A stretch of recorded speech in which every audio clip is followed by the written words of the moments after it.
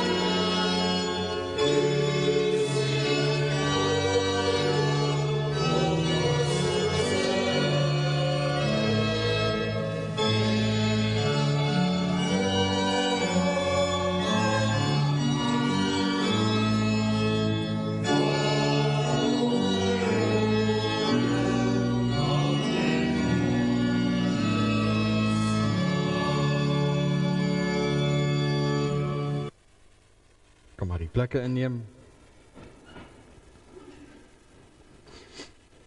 Wat ons hierin verwoord het in hierdie lied is baie belangrik, met die oog op die prediking, dat dit God is wat vergewe, dat dit God is wat uitreik en ons syne maak.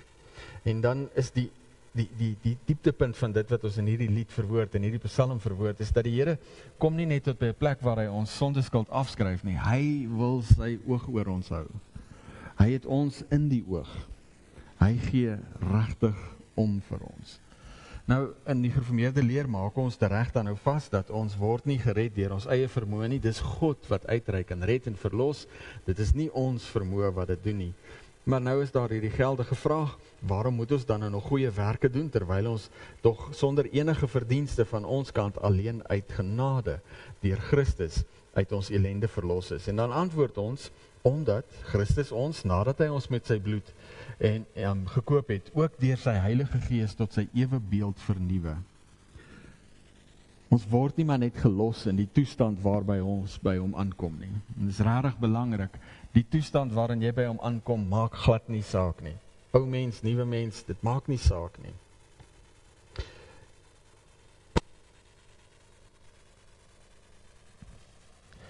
sien ons gaan uit krag uit hardloop. Gee gou so 'n oombliekie. Dan maak ek.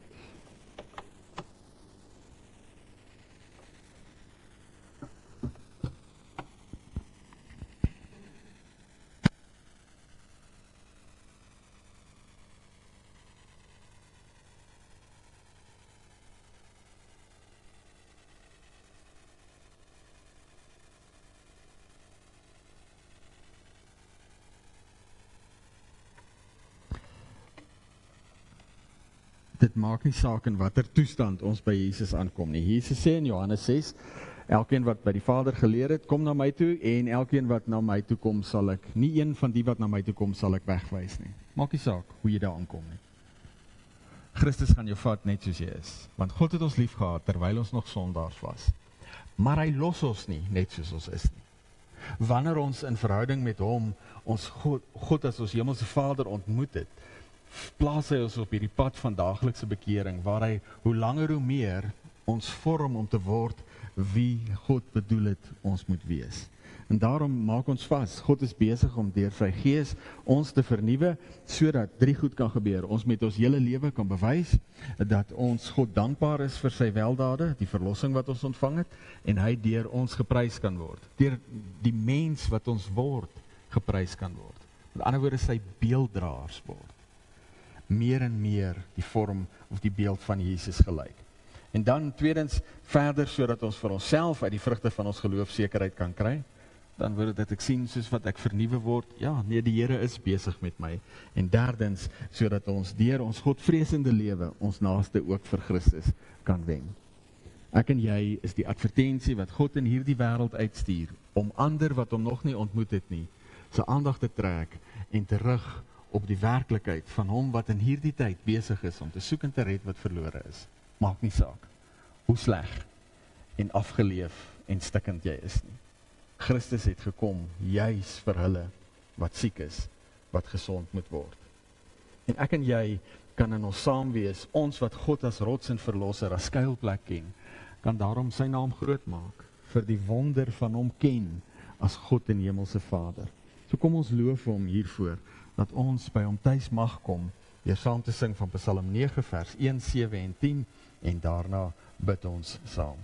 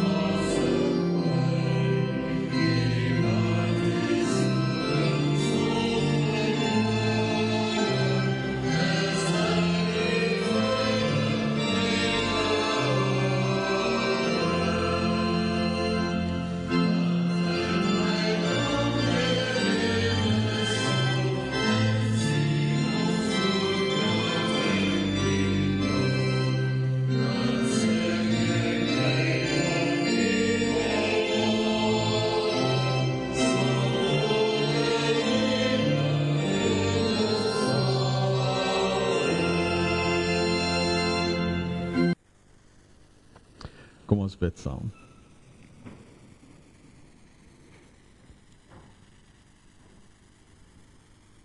Vader, dankie dat ons in ons saamwees u grootheid mag besing. Dankie dat ons in ons rustig wees voor u, die genade mag beleef, dat ons kinders van u is, en dat ons daarin mag staat maak, mag rus op u Gees wat in ons woon, en saam met ons Gees getuig dat ons kinders van u is. Dankie dat ons deur die loop van ons alledaagse lewens mag sien hoe u besig is in ons en daarin ook uiteindelik deur ons in hierdie wêreld. En wanneer ons vanoggend so voor u rustig word, dan is dit ons hartsgebed dat u ons hierin genadig sal wees. dat ons die mooi van dit waarmee U besig is, te midde van die gebrokenheid in ons wêreld, maar ook te midde van die gebrokenheid in ons eie menswees, dat ons dit opnuut weer mag raak sien. Dat ons daarin die sekerheid mag vind van U wat getrou bly, oor baie eeue en geslagte, en daarom ook in die dae van ons lewe. Dat ons mag weet, dat U wat ons aan die hand vat, U ons sal begelei op ons pad. En as ons in gedagte hou, dat U ons vat op 'n pad van daaglikse bekering, en daarin van die afsterwing van die ou mens, en die opneem van die nuwe mens, en ons baie keer daardie stoei baie innig beleef, dan pleit ons Vader, maak dit rustig in ons harte, dat ons die mooi van dit wat U bedoel, mag raak sien. Dat ons vertroue sal plaas in U karakter, in die wete dat U die een is wat ons nie net verlos nie, maar dat U ons gadeslaan, dat U ons dophou met groot besorgdheid, met groot deernis, en dat U ons op 'n pad begelei, vir ons ten goeie, maar ook so vir die mense rondom ons, ook ten goeie. Wil U vir ons, in ons luister na U woord, dit in ons harte rustig maak, dat ons mag hoor, en ons daarin ook stof tot nuwe lof mag vind. Seën ons hierin, as ons dit bid, in Jesus se naam. Amen.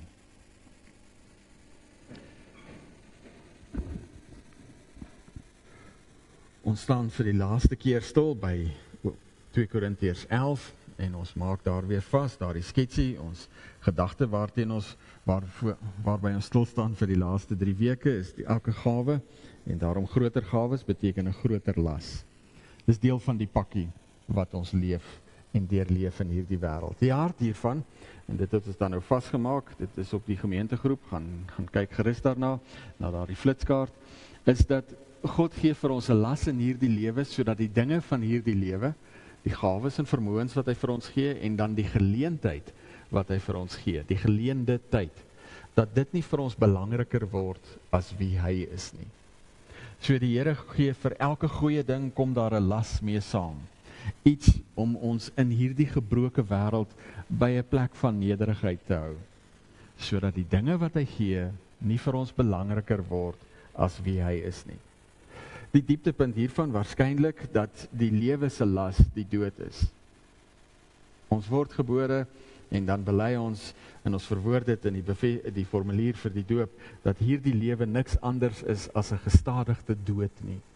En dit klink so negatief om dit so te sê, maar dit verwoord 'n baie belangrike waarheid, dat die hier en die nou is nie al wat daar is nie. Daar kom 'n afsnypunt aan dit wat ons hier het. Nou praat ek met 'n ouerige oom, wel oud, 84, sê hy vir my hierdie week. Op 'n stadium raak die gawe, die feit om te weet dat dit gaan gelukkig ophou op 'n stadium, want jou lyf kry jou nogal onder met tye. God is op pad met ons. Maar die belangrike ding om te verstaan is dat hierdie is nie al nie. En daarom is die Here wat pastoraal, soos 'n herder met ons besig is, laat hy hierdie werklikheid van die las, die noodsaaklike las toe, sodat ons nie ons paradys hierdie kant, in hierdie lewe, in hierdie gebroke wêreld sal vind nie. Nou Paulus, wanneer ons na 2 Korintiërs gaan luister, praat nou met die gemeente in Korinte, en ons het dit nou mooi vasgemaak, die Las Vegas van hulle tyd, elke ou wil net beter en meer doen as die volgende ou, en daarom die spanning wat ontstaan het rondom die kerk in Korinte, dat elke gemeente het probeer beter doen as die volgende ene, en hulle het begin roem in dit wat hulle gereken het, hulle die beste doen. So in 2 Korintiërs 10 begin Paulus dan nou, en hy praat oor die dwaasheid daarvan om te roem in jou vermoë, dat dit nie jou vermoë is, wat uiteindelik die verskil maak nie, en dat dit eintlik dwaas is, regtig dwaas is. Dit het geen waarde nie, want dit bou nie op nie. Maar hy sê, as dit dan nou moet, kom ons doen dit, en dan gryp hy vas, en hy stapel sy CV op. Hy sê, ek is 'n Hebreër, nageslag van Abraham, in my wetsonderhouding baie goed, en dan gaan hy na die volgende vlak toe, en hy verduidelik al die goeie goed wat hy in die koninkryk gedoen het, terwille van Jesus Christus. Al die opofferings wat hy gemaak het. En hy het 'n goeie CV om te kan opstapel daarvoor. En dan kom hy by die spits van sy CV, is die openbaring wat hy ontvang het, en daarna gaan ons dan nou luister in 2 Korintiërs 12. Om te roem het wel geen sin nie, maar terwyl dit dan nou moet, kom ek by gesigte en openbarings wat die Here gegee het. Ek ken 'n man wat aan Christus behoort. 14 jaar gelede is hy weggeruk tot in die 3de hemel. Of dit met die liggaam was of sonder die liggaam, weet ek nie. Net God weet dit. Ek weet ook dat hierdie man weggeruk is na die paradys toe. Of dit met die liggaam was of sonder die liggaam, weet ek nie. Net God weet dit. Daar het hy woorde gehoor wat 'n mens nie kan of mag uitspreek nie. Oor hierdie man sal ek roem, maar nie oor myself nie, behalwe oor my swakhede. Al sou ek wil roem, sal ek tog nie dwaas wees nie, omdat ek die waarheid sal praat. Maar ek weerhou my daarvan, omdat ek nie wil hê dat iemand aan my meer moet toeskryf as wat hy my sien, doen of my hoor sê nie. Selfs nie vanweë die verhewenheid van die openbarings nie. En daarom, sodat ek nie hoogmoedig sou wees nie, is daar vir my 'n doring in die vlees gegee, 'n boodskapper van Satan, om my met vuiste te slaan. 3 maal het ek die Here gebid, dat dit van my af weggeneem moet word. Sy antwoord was, my genade is vir jou genoeg. My krag kom juis tot volle werking wanneer jy swak is. En daarom sal ek baie liewer oor my swakhede roem, sodat die krag van Christus my beskutting kan wees. Daarom is ek bly oor swakhede, beledigings, ontberings, vervolging en moeilikhede ter wille van Christus, want as ek swak is ek sterk. Paulus distansieer hom so bietjie van hierdie man, dis hoekom hy in die 3de persoon praat, want hy wil regtig nie aanspraak maak op die openbaring wat hy ontvang het nie. Hy probeer 'n lyn deurtrek om vir die Korintiërs te wys wat is die belangrikste gawe uiteindelik wat ons ontvang het. Nou in 1 Korintiërs gaan hy sê dit is die liefde, dit is hier ook die liefde, maar die fokus is God se liefde. Nou het ons vasgemaak verlede week in ons saamwees, Paulus sê daar in vers 6, ek wil nie dat iemand aan my enigiets toeskryf, anders as wat hulle my sien, ons sê sien doen nie, die Grieks is baie letterlik, anders wat hulle my sien, dit wat hulle sien, dit wat jy sien is wat jy kry, en dit is wat Paulus wil vasmaak. Jy moet niks anders aan my toeskryf as dit wat jy sien nie. So my herkoms nie onder my beheer nie. Die groot goeders swy, die herkoms is afgehandel. Die groot goeders wat ek vir die Here gedoen het, is verby. En dan die openbaring wat ek ontvang het, wat niemand kan sien of verifieer nie. Niemand kan nou regtig vasmaak of dit so is of nie. Los dit. Paulus wil hê dat mense moet kan weeg op grond van dit wat hulle sien. En dan praat hy oor die doring in sy vlees. En dit is nou verlede week vasgemaak, ja nee, daar die eerste skets net weer. Dat daar die doring in sy vlees is waarskynlik die ou mens in hom. Daar die ou mens wat in ons lewe inkom, in ons lewe is en ons alledaagse lewe vir ons regtig troebel kan maak. Die ou mens wat van harte geneig is, van nature geneig is om God in ons naaste te haat, wat net ons eie belang soek en niks met ander mense te doen wil hê nie. En dan, as ons dan nou die gedeelte so verstaan dat dit is waaroor Paulus praat, dan is dit moontlik om dit so te verstaan, want Paulus lys nou al hierdie mooi goeders wat hy gedoen het, en hy het opspraakwekkende goeders gedoen, baie genesings gedoen, groot ywer aan die dag gelê in die uitbreiding van die koninkryk, en die Here het sy werk geseën.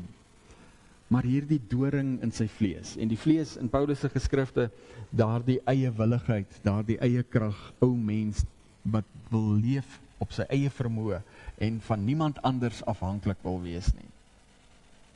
En dan sê hy, ek het na die Here toe gegaan hiermee en gevra, vat asseblief hierdie ou mens weg. En die Here het 3 keer geantwoord, dis nee, my genade is vir jou genoeg.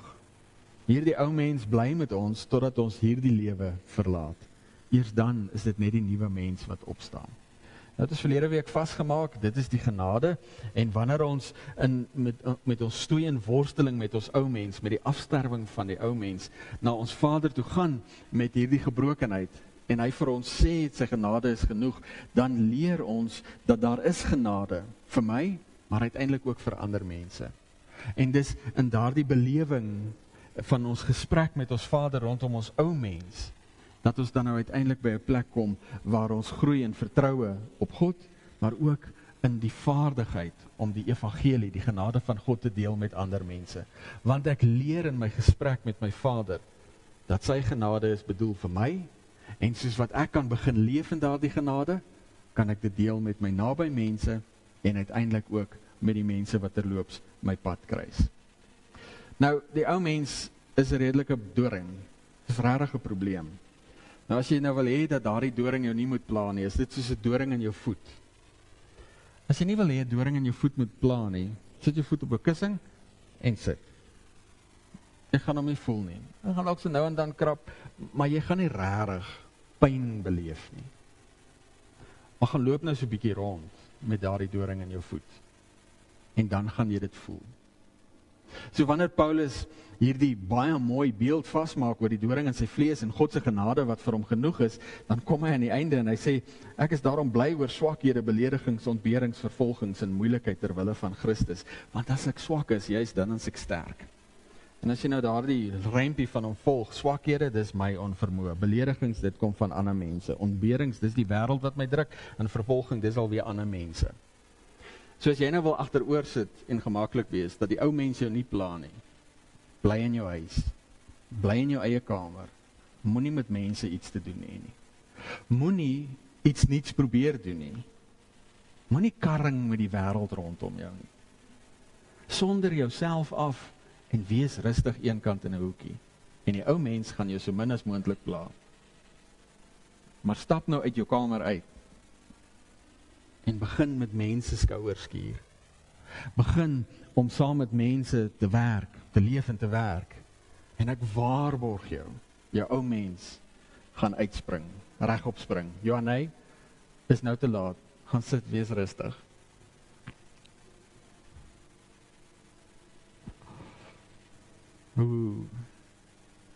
Dan is nou die ding van die ou mens, jy moet nou baie diep asemhaal. Wees rustig, dis nie die einde van die wêreld nie. Sy moet vir my iets saamgebring het en sy het vergeet. En dis okay. So wanneer ons in die wêreld uitstorm, gaan doen, gaan leef soos wat God bedoel het, dan gaan ons ou mens ons pla. Nou, ek weet nie van julle nie, vir my is dit, my ou mens is regtig nog springlewendig en gesond.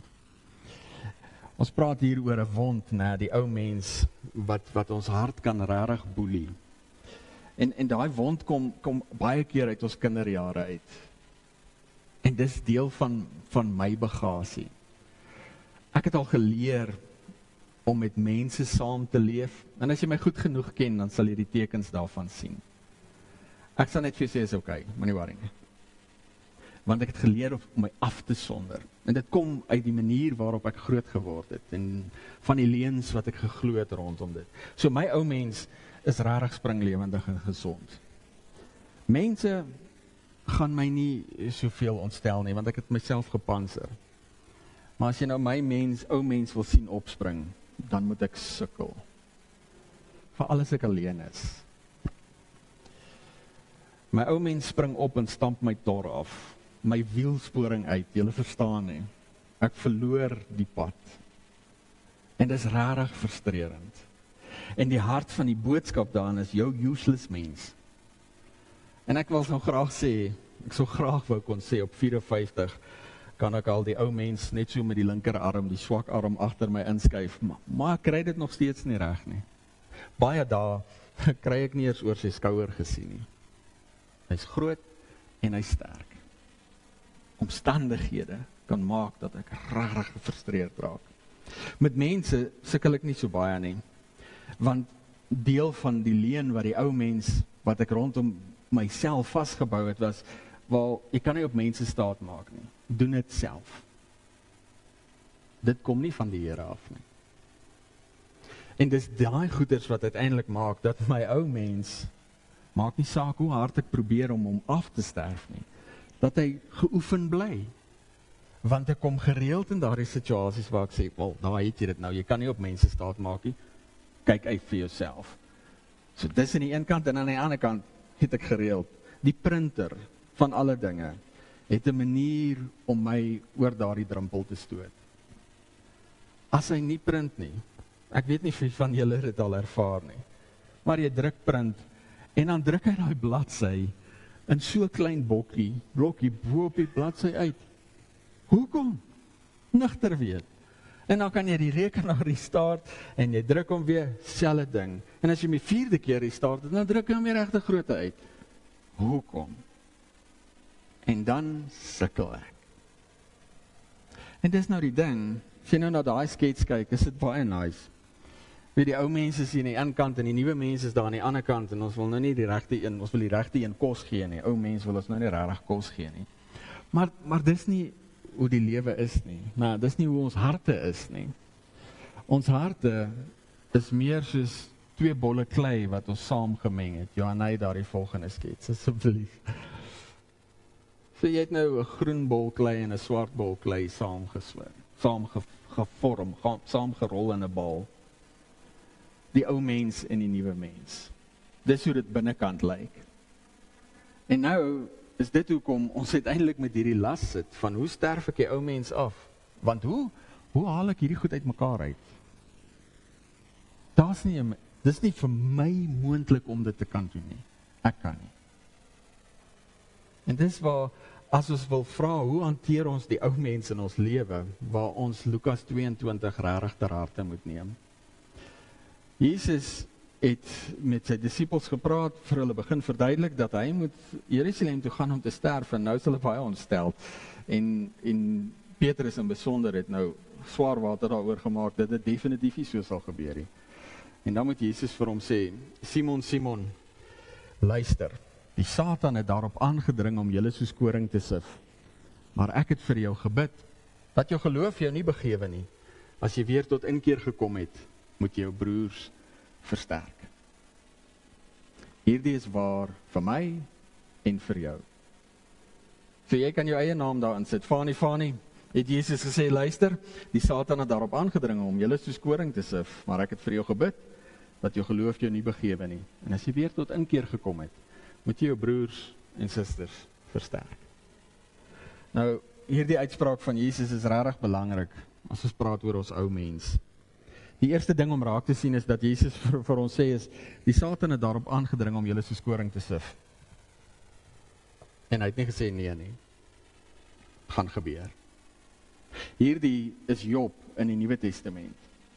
Die Satan het by die Here gekom en vir hom gesê, die Here het vir hom gesê, het jy my dienaar Job gesien? En dan sê hy ja, dan sê die Here, daar's niemand so regverdig soos hy nie. En dan sê die bose, die Satan, soos dit daar in Job staan, die aanklaer, sê dis maar net omdat hy alles vir hom gee. En dan sê die Here 'n verskriklike ding. Hy sê vir hom, dis goed. Jy kan alles van hom af wegvat, behalwe sy lewe. Jy kan alles van hom af wegvat, behalwe sy lewe. En dan laat die Here dit toe. En Job verloor alles, behalwe sy lewe en sy vrou.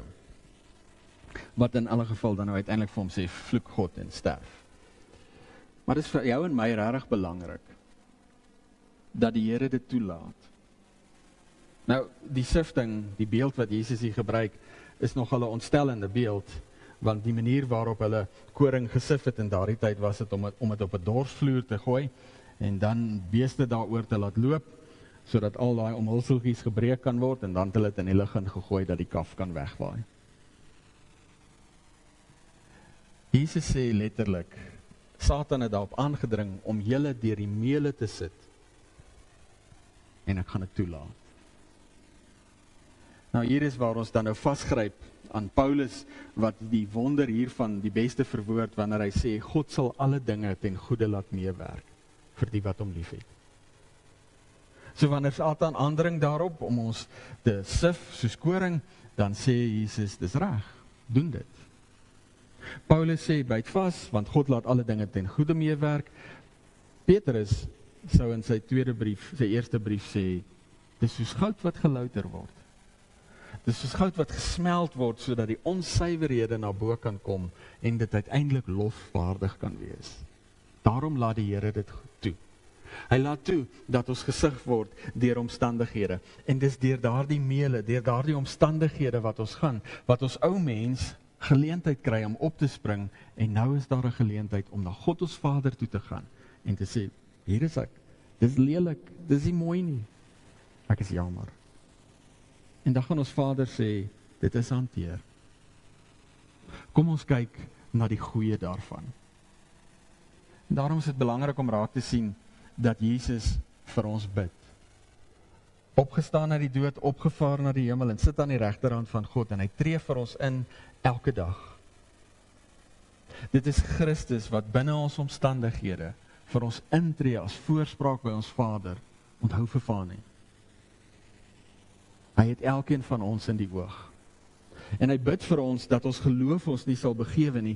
En hierdie uitdrukking het 'n baie spesifieke betekenis in Lukas. En daardie is die geloof dat Jesus die Christus is, die Seun van God, deur wie verlossing vir ons kom. Dat ons in ons stoei in hierdie meele van die lewe, wanneer die ou mens opspring en uitspring, dat ons nie by daardie plek kom waar ons dink, hopeloos, geen hoop vir my nie, geen redding vir my nie. Maar dat ek aan hierdie geloof kan vashou, dat Christus het gekom vir my, stikkend, seer, sleg en sondig soos ek kan wees. Hy bid dat ons geloof ons nie begewe nie. En as jy dan na Petrus se lewe kyk, diep was die worsteling waardeur hy is. Net hierna gaan Jesus vir hom sê, Petrus, op grond van Petrus se uitspraak, dat hy self saam met Jesus in die dood in sal gaan, dat jy sal my voor die dag kom, voor die haan kraai, sal jy my 3 maal verloon, en dan doen hy dit. Petrus is so geraak deur sy eie verraad, dat hy uiteindelik van Jerusalem af terug gaan Galilea toe weer gaan visvang. Maar Jesus gaan haal hom weer. Jesus los dit nie daar nie, want hy het reeds vir Petrus ingetree, en daarom gaan hy terug Galilea toe, en hy gaan roep hom weer, en dan vra hy vir hom die 3 keer, het jy my lief? Maar 3 keer gee hom ek die opdrag, pas my skape op, kyk na jou broers en susters, gaan versterk, want jy het die pad geloop, en jy het beleef en ervaar, dat ek by jou is, ongeag. So wanneer ons die vraag vra oor hoe hanteer ons dan nou die ou mens wat opspring in ons lewe, dan is hierdie ons anker. Dis nie my vermoë om dinge reg te doen, om die ou mens elke dag af te sterf nie. My anker is gewoon dit, God het my in sy hande. Christus het reeds vir my gebid. Die pad gaan waarskynlik nie te lekker wees nie. Maar dit is oké, want God is besig met my. En daarom, wanneer ons dan nou, en hierdie is na aanleiding van die vraag wat Dou verlede week gevra het, dit 'n belangrike vraag is, gaan ons nie by 'n plek in ons lewe kan kom, waar die nuwe mens so groot is, en dat die ou mens nie meer sigbaar is nie, en dat mense dan kan dink, ons is skynheilig en ons gee voor. Nee, jy kan probeer, maar ek waarborg jou, jy sal nie daar uitkom nie. Nie as jy eerlik is met die Here, en eerlik is met jouself, en eerlik met die mense rondom jou nie. Want die ou mens is baie gewillig om saam met die bose te werk. Die ou mens is van nature selfsugtig. En wanneer jy in kontak met ander mense kom, gewaarborg, jou ou mens gaan jou begin boelie. En as jy commit om saam met mense te leef, soveel te meer so. Of dit is in 'n gemeenskap van gelowiges, in die huwelik, tussen ouers en kinders, by jou werk, tussen werknemers en werkgewers, gewaarborg. Jou ou mens gaan met tye regop spring en chaos maak.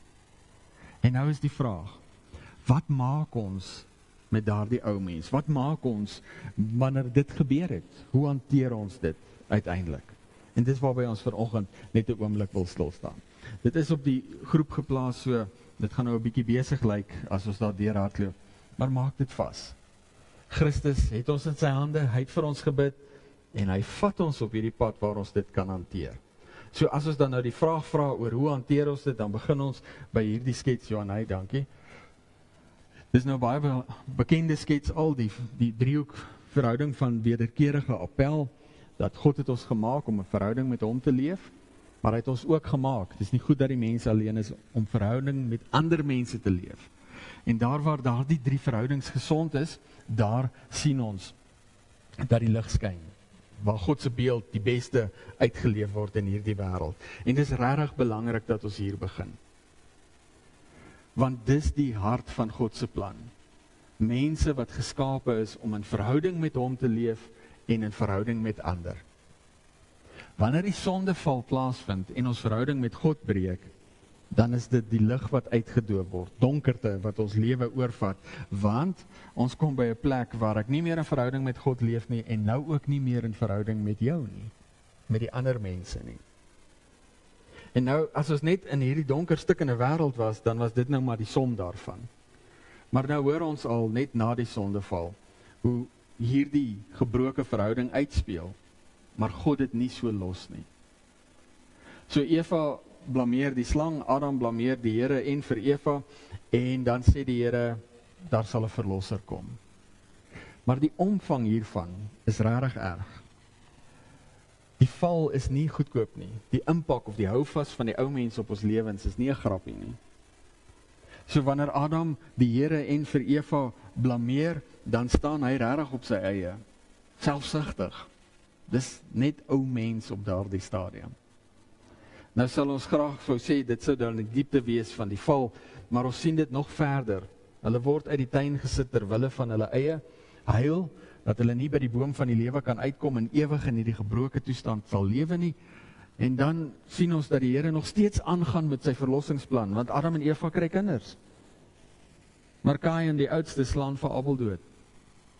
En wanneer die Here hom konfronteer hieroor, dan vra hy vir die Here, maar as ek my broer se oppasser. En dis wat ons vanoggend baie duidelik moet vashou. Die antwoord is ja. Jy is jou broer en suster se oppasser. Die Here plaas ons in hierdie wêreld nie sodat ons so gemaklik as moontlik eenkant hoef te leef en kan leef nie. Hy plaas ons en hy plaas ons as sy kinders in besonder binne in 'n gemeenskap sodat ons sorg kan dra vir mekaar. En dis in daardie sorg dra vir mekaar wat twee goeders gaan gebeur. Die een is die wêreld gaan sien, ja, God is regtig besig, en jy gaan sien, God is regtig besig, want jou ou mens gaan uitspring en gereeld uitspring. En dis oukei. Dis nie die einde van die pad nie, want Jesus het klaar vir jou gebid. God het 'n verlossingsplan in werking. En daarom kan ons dan nou vasmaak dat hierdie verlossingsplan op 'n baie spesifieke manier uitspeel in ons lewe. Johanna, die volgende skets asseblief sis. Ons het in ons nadenke oor Johannes hierdie sketsie vasgemaak van 'n gesprek en verhoudings, dit wat hier voor op ons kansel ook hang, dis die hart van dit waartoe God ons roep, 'n gesprek en verhouding. Jesus kom, God sigbaar in mensevorm, mens geword, om tussen ons te kon woon, sodat ons hom kan leer ken, sy karakter en sy wil kan leer ken. En wanneer hy kom, dan kom hy en hy roep mense nader, sonder veroordeling. Hy getuig oor die waarheid. Ja, ons het moeilikheid.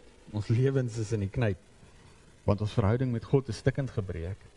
Maar hy kom openbaar God aan ons as hemelse Vader, en dan was sy voete. Hy doen moeite om seker te maak, ek en jy, en die mense rondom ons het 'n geldige geleentheid om te hoor en te verstaan wie God is, en hoe lief hy ons het.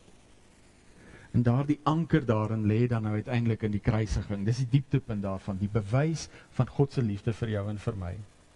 En wanneer Christus opstaan, dan stuur hy die Gees om ons te begelei op hierdie pad. Daardie driehoek word dan hierdie veilige ruimte,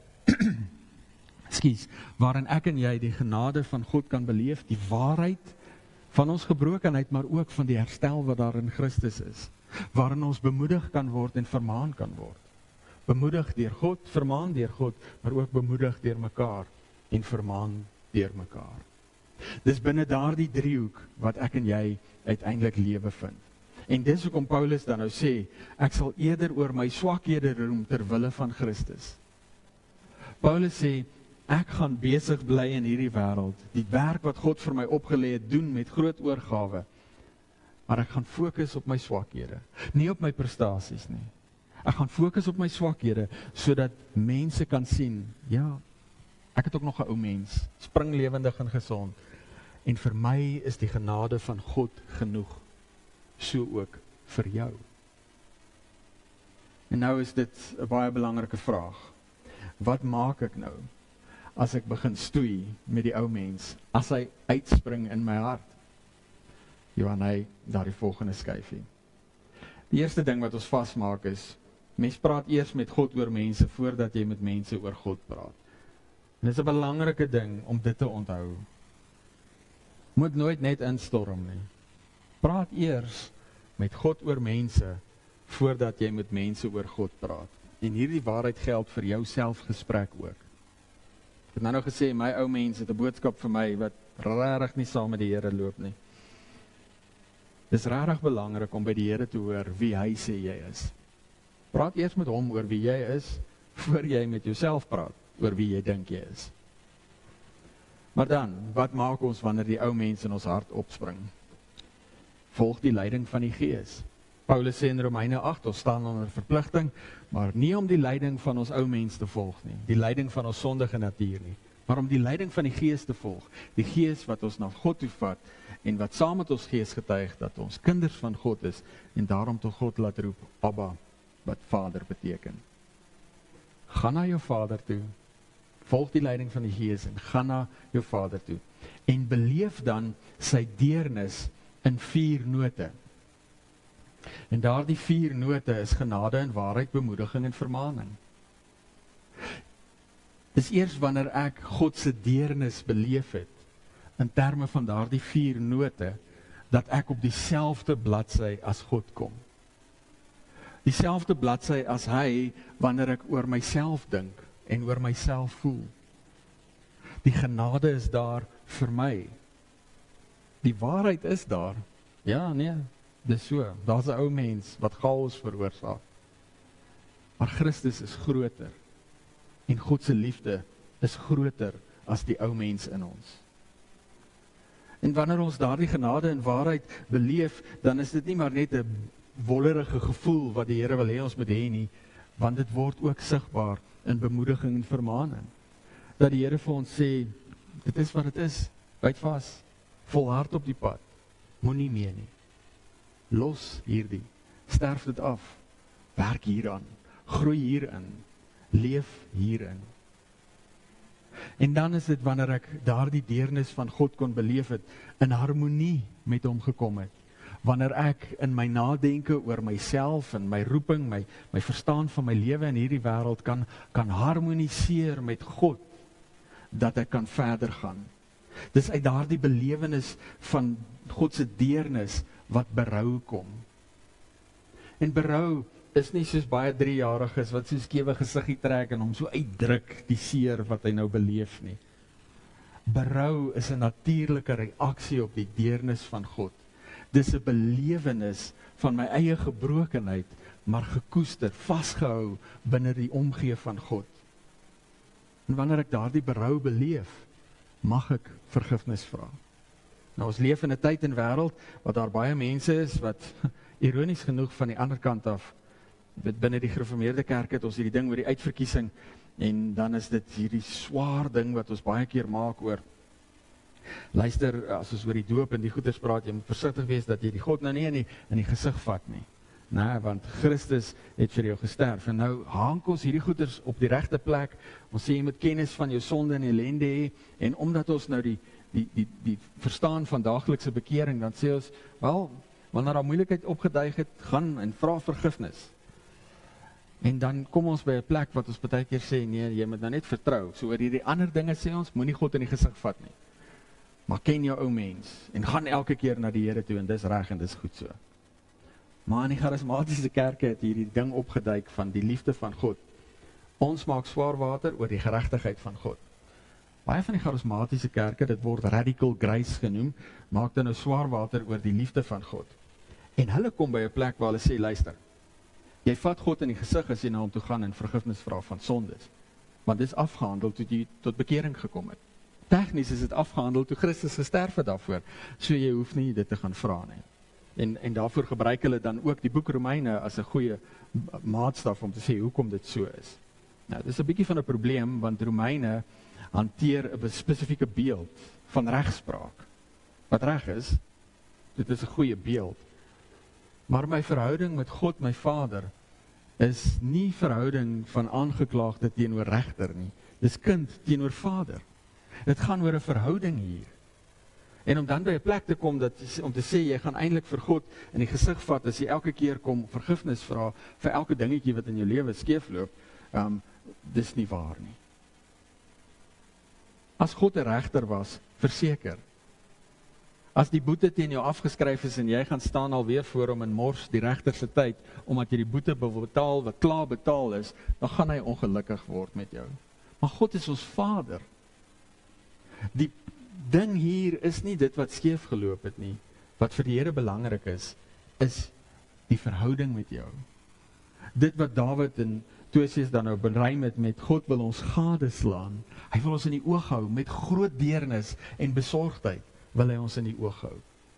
En dan word vergifnis net 'n geleentheid vir 'n dieper en inniger ontmoeting met my Vader. 'n Geleentheid om in die belewing van my eie gebrokenheid voor hom rustig te word en sê Vader vergeef my en dan te hoor, ja, jy is vergewe. En dan moet jy dit vat. Het is belangrik om dit dan te ontvang. Want het is in die ontvang van daardie genade, van daardie vergifnis, wat jy 'n geleentheid het om te gaan getuig. En te sê, maar dit is gegee in Jesus Christus. Nou vergifnis vra, gaan nie net oor die Here nie. Want die ou mens maak nie net chaos in my verhouding met die Here nie, maar ook chaos in my verhouding met my naby mense. In die gemeente, in my huwelik, tussen ouers en kinders en by die werk. En ook daarin is daarin 'n geleentheid. As ek geharmoniseer het met God, op dieselfde bladsy gekom het, sy deernis beleef het vir my, dat ek ook vergifnis kan vra van ander. En as hulle dit vir my gee, om dit te vat. Dit stop natuurlik nie daar nie. So wanneer die ou mens in my lewe uitgespring het, dan vat ek die vergifnis met groot dankbaarheid, maar ek doen ook restituisie.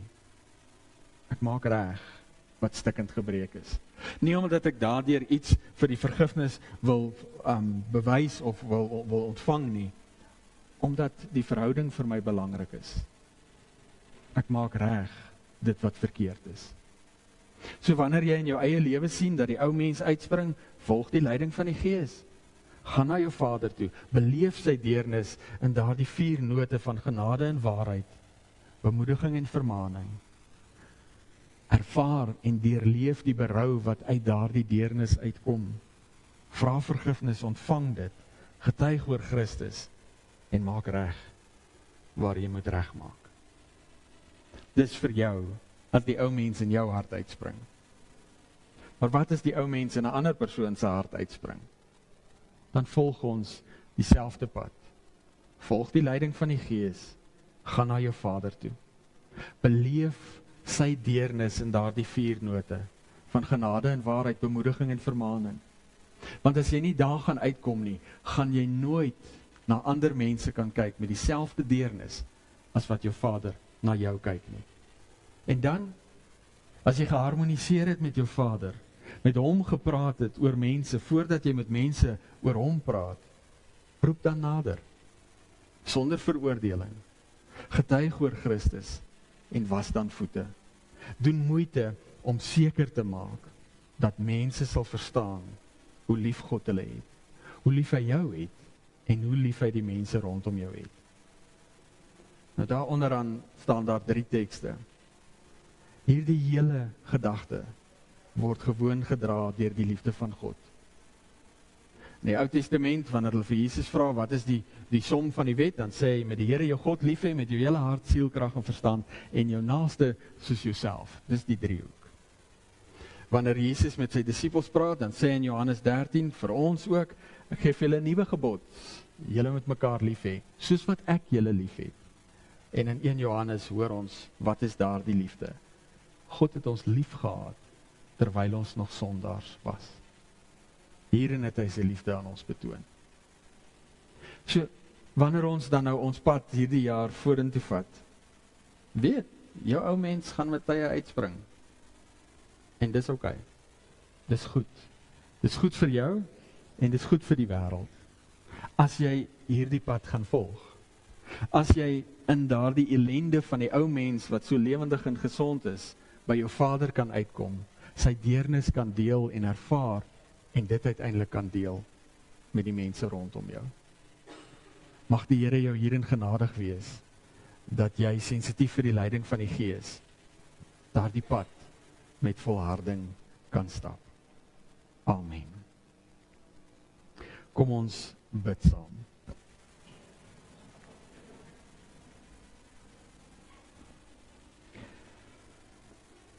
Vader, dankie dat ons mag leef met hierdie sekerheid, dat ons eie gebrokenheid en die ou mens in ons lewens nie die laaste woord oor ons lewens is nie. Dankie dat ons mag leef met hierdie wete dat daar vir ons genade is, meer as wat ons kan ken of dink. En dat U dit oorvloedig aan ons gee, wanneer ons by U tuis kom. En daarom pleit ons Vader, maak ons sensitief vir die werking van die Gees, dat ons werklik eerlik sal wees met onsself oor ons ou mens en die chaos wat dit baie keer in ons lewe en wêreld veroorsaak. Maar dat ons nie verleë eenkant sal bly staan nie. Dat ons ook die geleentheid wat ons ou mens moontlik maak, om iets van U lewens, van U genade en lewe wat U gee te mag beleef, maar ook te deel, dat ons daardie geleentheid sal raak sien. Wil U vir ons op ons pad moedig maak, dat ons die stryd wat die ou mens in ons lewe veroorsaak, dat ons daardie stryd met waardigheid sal stry, seker in die wete dat die oorwinning vas is, omdat Christus reeds vir ons gebid het, omdat hy vir ons intree, en omdat U ons dophou met groot deernis, omdat U die een is, wat ons hart, ou mens en nuwe mens, by mekaar hou, sodat ons kan lewe in U teenwoordigheid. Seën ons hierin, as ons dit bid, in Jesus se naam. Amen.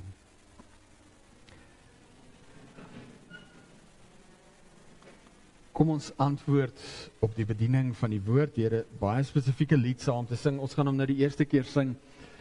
Ek is nou nie heeltemal musikaal onderlê nie, maar hy klink vir my of ons hom sal kan sing. Dis lied 514, ek weet verseker. So, ons gaan hom 'n paar keer oefen, want hy is ook 'n goeie lied, of 'n mooi lied vir nagmaal. So, ons gaan hom vir die volgende paar weke, dan nou elke week sing.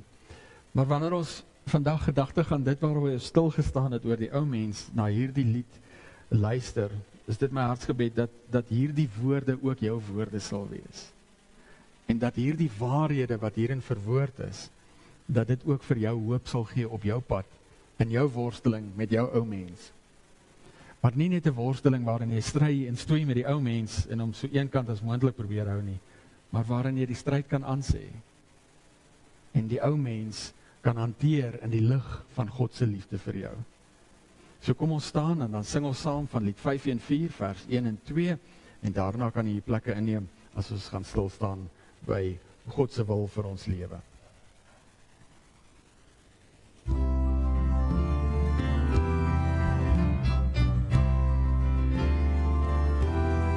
Ek weet verseker dat Jesus leef. Hy het my sonde uit liefde vergeef. Ek was verlore, maar deur sy bloed staan nou vrede in my gemoed. Hy is my leidsman, hy laat my leef. Hy is oorwinnaar, hy is die Heer.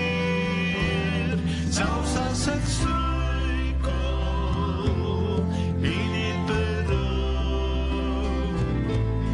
sal hy vergewe, hy bly getrou. Lig is sy laas, sag is sy juk. Hy gee vermoeides die ware geluk. Hy het sy genade, liefde en trou.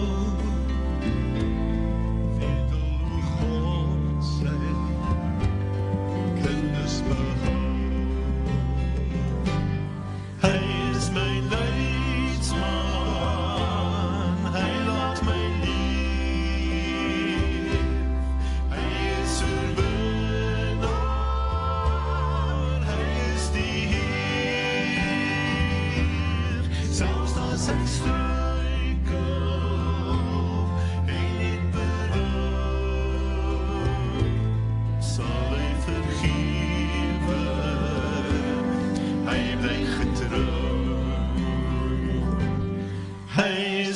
Leidsman, hy laat my lief.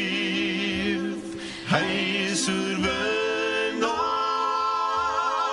hy is die Heer. Selfs as ek struikel, en het berou, sal hy vergewe, hy bly getrou. Sal hy vergewe, hy bly getrou.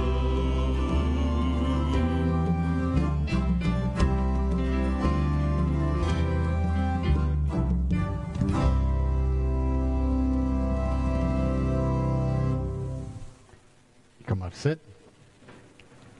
Hoe dan sal ons lewe? As ons hierdie waarhede ter harte neem, dan luister ons na dit wat Johannes met ons deel uit sy eerste brief. As ons sonde bely, hy is getrou en regverdig. Hy vergewe ons sonde en reinig ons van alle ongeregtigheid. Hierin is God se liefde vir ons geopenbaar. Sy enigste seun het hy na die wêreld toe gestuur, sodat ons deur hom die lewe kan hê. Werklike liefde is dit, nie die liefde wat ons vir God het nie, maar die liefde wat hy aan ons bewys het, deur sy seun te stuur as versoening vir ons sondes. Geliefdes, as dit is hoe God sy liefde aan ons bewys het, behoort ons mekaar ook lief te hê. Niemand het God nog ooit gesien nie, maar as ons mekaar lief het, bly God in ons en het sy liefde in ons sy doel volkome bereik.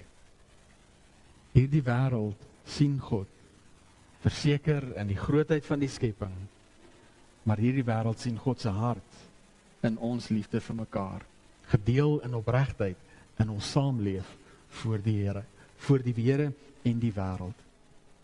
En ek en jy het vandag 'n geleentheid om so te mag lewe in liefde, saam as kinders van die Here, ou mens ten spyte, want God het verlos. Kom ons maak sy naam groot hiervoor, deur saam te sing van Psalm 33 vers 1 en 2, en daarna bly ons staan vir die seën van die Here, en dan vra ek dat jy net so 'n oomblik na die tyd sit, terwille van die vraaggeleentheid.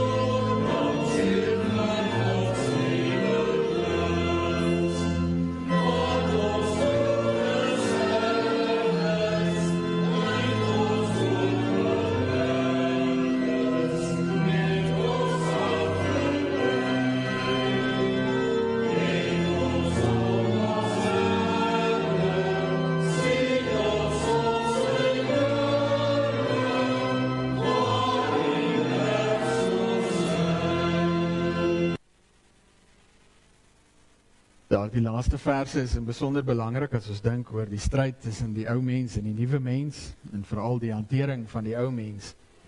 Dit is so dat ons God se almagswerke of sy werke, sy karakter en sy krag mag sien in sy groot werke, die almagswerke daar rondom ons.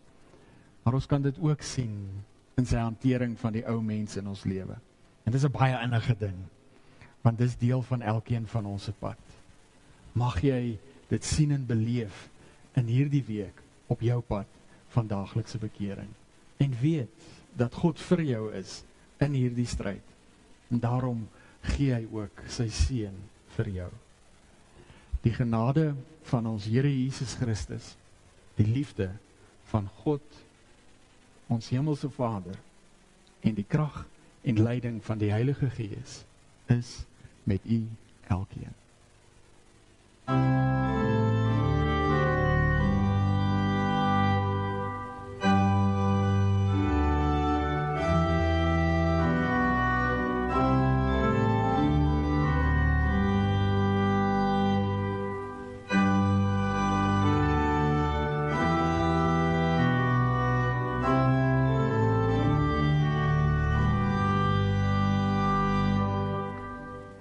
Baie dankie.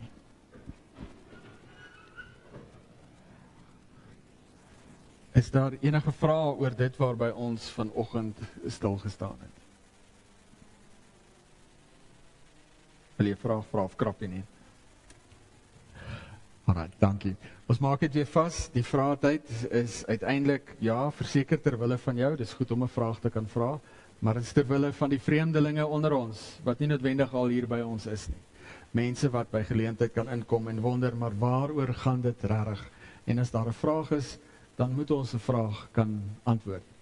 Paulus praat hieroor in besonder wanneer hulle in Troas is, hoor ons aan Handelinge dat hulle een aand tot na 12 saamgesit het en gepraat het oor die evangelie en die impak daarvan. So daarom maak ons 'n geleentheid vas en ons maak hierdie geleentheid vas sodat ons kan onthou die Here het vir jou en vir my in die oog. So as jy 'n vraag het, mag jy dit vra. Maar hy het ook die vreemdeling rondom ons in die oog, selfs al is hulle nog nie eers hier nie. Baie sterkte vir die week wat voorlê, en vir die wat ook hierna hier buite sien, kom ons gaan drink 'n koppie koffie saam. Baie dankie.